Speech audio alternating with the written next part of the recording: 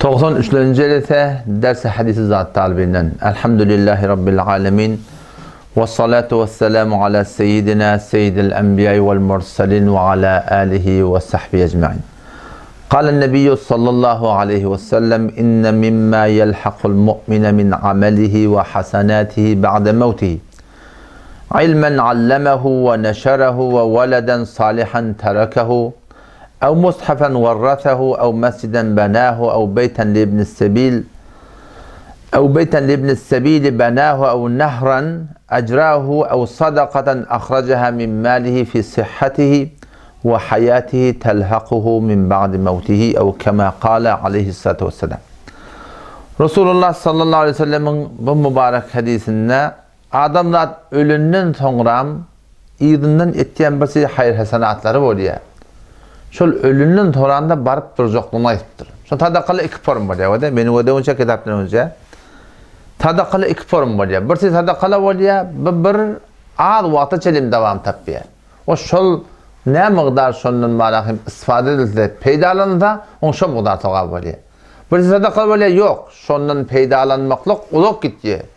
Tenki dünyada yaşap yan, tenşe beren ardından eden işinden peydalan kesbiyerle.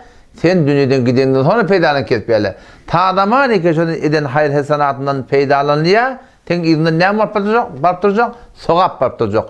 Ölmekten de tenki tamam yarılıp duracak. Ölünden sonra tenki tamam yarılıp duracak. Ne meyala kamanı var da? Haman hepinin karnını doyuruyorsun.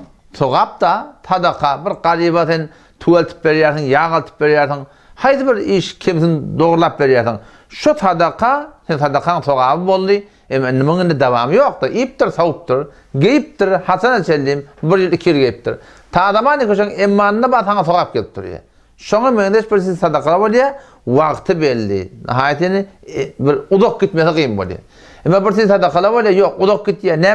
Ne piyamasını odaydı mübarek ben tercüme etmeyin. İnne mimme yelhaqul mu'mine min amelihi ve hasenati. Bir şey piyamasını diye imanlı adamlara onun amalından ve şunun eden hayır hasenatından yelhaqul mu'mine imanlı adamı yetip duracak deyip durdu. Yani şu diyirliğini yetip duracak, ölümden sonra yetip duracak deyip ayttığı. Neme ilmen allemehu ve neşerehu. Bir ilmi varmış onunla, hadisten bilyemiştik, fıkhtan bilyemiştik, Kur'an'dan bilyemiştik. Haydi bir bilyenadı. Şunu evrediptir, ona da evrediptir. O şunun içinden ahun döreptir, moğlu döreptir, kari döreptir. Yaşamanın karşısında vatıbarahim bir alımını amal ettiyen adam döreptir. O da gidiptir oğlunu şunu öğrettir, o da gidiptir moğlunu öğrettir, o da gidiptir şehrini öğrettir. Şu şeyler ta zamanı ki devam bolup dursa, şunu sonra ne edecek şu adama? Barıp duracak deyiptir.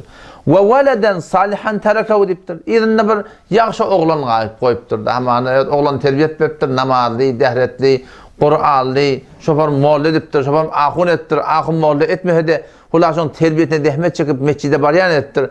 Ta zamanı ki şol oğlan dünyada bolup durup da namazı zayinine, aradası zayinine, zikr telavat zayinine hayısı bir hasenat şol oğlan edip dursa şu aynatan emedecek şol barıp duracak deyiptir. Ev mushafen verratehu ya bir Kur'an'ı var. Ya fark etmiyor. Hayır bir kitabı olsun. Ki şöyle izinden şunu koyuptur. Teşva tamana bir talib ilmi ve nemet yersin, kitap alıp veriyorsun. Ya hemen bir mescide Kur'an gerek Kur'an alıp veriyorsun. Haytı bir zadi ki ölünden sonra şu izni koyuptur, ne oğlansan alıp verim olsun, hem sahibini alıp verim olsun, hulat hücre alıp verim olsun, haydi bir dap olsun. Şu kitap, ta zamanı ki kitap boluptu, okuyulup duracak, şol adamı ne olacak biliyor musun? Şun soğabı barıp duracak deyiptir. Ev mesciden benahu, ya bir mescid var beceriptir. Ta zamanı ki şu mescid var, mescidde namaz okuyup duracak, şol adamı ne olacak biliyor musun? Şun soğabı barıp duracak deyiptir. Ev beyten libni sebil, ya bir musafirxana becerttir. Hemen yolla bir istirahatgah becerttir. Bir udok yol var. Hemen ne diyeydi? Bir tamamen olaban arasında 100 kilometre var diyelim. Ortada bir tane mahalle namaz beceriyor. Bir mahalle desçüyü beceriyor. Ayak kolu gitmeni yer beceriyor. Dehak kılmanı yer beceriyor. Onun şu yolla adamı ne diyor? Sonra barınlarına ayak kolu gittiyorlar. Dehak kılıyorlar, namaz okuyorlar. Şu beceren adamına ta zamanı ki şu cay bolup duracak. Şu ne edecek? Şunu tabi barıp duracak deyiptir Peygamberimiz. Ev nehran ecrahu ya bir akar suda. Akar suda yani bizim aramızda akar suyu yoğurak biliyor musun? Hemen bir çay amik beceriyor. O bana suyunu veriyor biliyor musun? Ya şuna mühendiş haydi bir daha diyor ki millet şundan suyundan peydalanıp dursa şunda var ta zamanı ki şu akar suyu akıp duracak. Şuna var akim sadakati soğa barıp duracak. ev sadakaten ahracaha min mali fi sihhati. Öz sağlığına, öz malından sadaka veriyor da. Haydi bir sadakayı ki şun idini bolup duracak. Hamana neyme diyeydi. Öz malından hamana bir lar beceriye bir gerek girdi. Ya şuna menes var akim bir tağa diyem bir tane 10 ton alıptır. Öyle mi? Oğlun sana tapşırıptır. Menden şu vasiyet şadamanı ki şu vatiyle bolup dursa şu nemetin benimle işlep dursun. Bunu nemetin falan mescide verin, falan hücreye verin, falan gariplere verin, falan yetimlere verin. Ya aradaydı millete şun pulundan et paylan, ya kurbanlıkta et, kurbanlık alıp verin. Şu benim öz malından bir sadakan tağlığından çıkarsa, izinden o da edilip dursa, şu adamı tağavi barıp duracak, telhaku min ba'di mevtihi deyip durur. Şu ölünden sonra şuna barıp duracak. Ama şu taydan bakayım, kaç ki Türkmen sahrada var, diyen harçlar, dağıtlar, şınyalık dağıtları ediltemiştik bu ya. Ben o bir sırada ben hitap ettim ha. Yani fakatten şu at Kümüştepe'nin öğreyi. Neçe mün nehir Kümüştepe? Biz o yolumuz hayın hitap edeminde 1040 öy değildi yolumuz hayyanın öğreyi. 1000 öy değil la. İnne ol ayetlerde 40'ı, 100'ı, yılı ol hitapte. Yani fakat yıl hitap çok hava. 7 gün ediliği harçlı hitapte. Fakat bir yıl yete. Her Türkmenin oyununa adacık bir yıl yete veriliyor. Şu yıl yetedeki harçlar, şu ne kadar oluyor? Adacık da 1 milyon harç oluyor her yıl yete. Fakat bir Şam verende.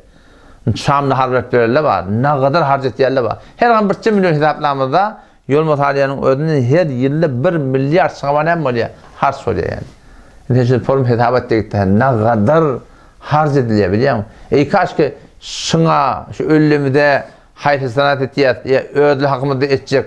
Ya şuna mesela haydi bir hayır sanat etiyatın kıyamet deyip edecek boliyat etiyat. Şunu Peygamber'in aydınlığı atlarına eğer edilen bu biliyor musun? Neme talbel ilmle var. Şu ne yaman bir yerden ortada biliyor musun? Ki okuymana gideti geliyor benden. Harzın tapmanı men neme deyin ya. Men neme deyin.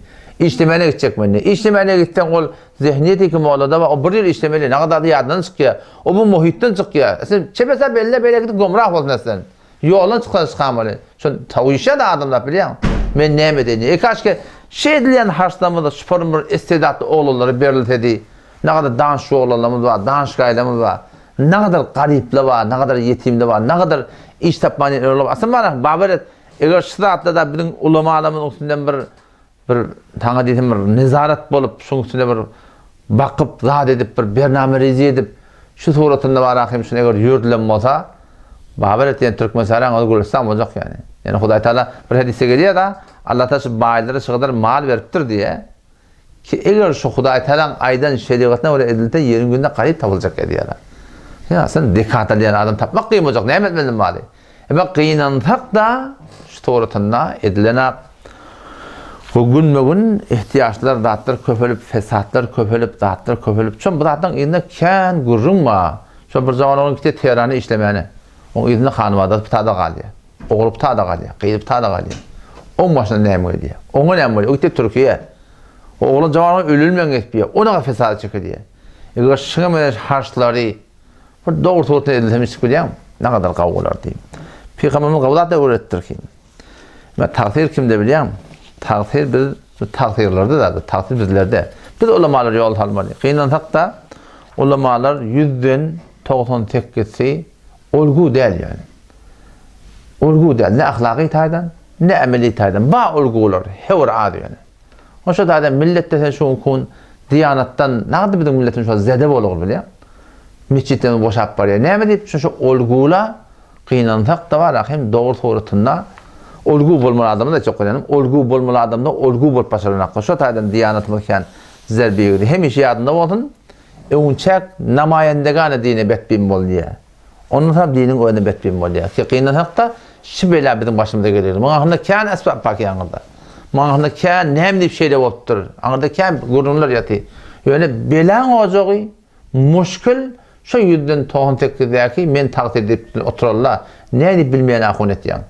Ne sen doğru bir yaratmacı okuyucu yaratan. Ne biteceğini pata veriyorsan. Senin için cemaat terbiye veriyorsan, şu dini başarmayacak olsa, millete doğru ahlakı olmasa, ettikum dini karakım biliyor musun? Asli muşkil ştadı yani. Kıyınlasak da ne mi diyina derken Allah temizden tevfik versin. Esselamu aleyküm ve rahmetullahi ve berekatuhu.